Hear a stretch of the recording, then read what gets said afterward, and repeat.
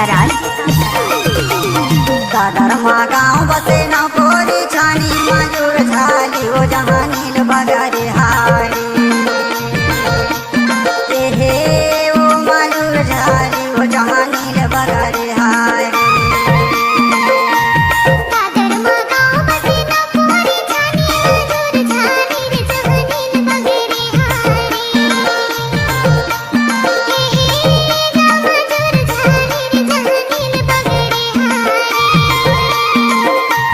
दादरमा गाँव बसे न कोरी छानी मजूर झाली हो जहानील बगरे हारी हे ओ मजूर झाली हो जहानील बगरे हारी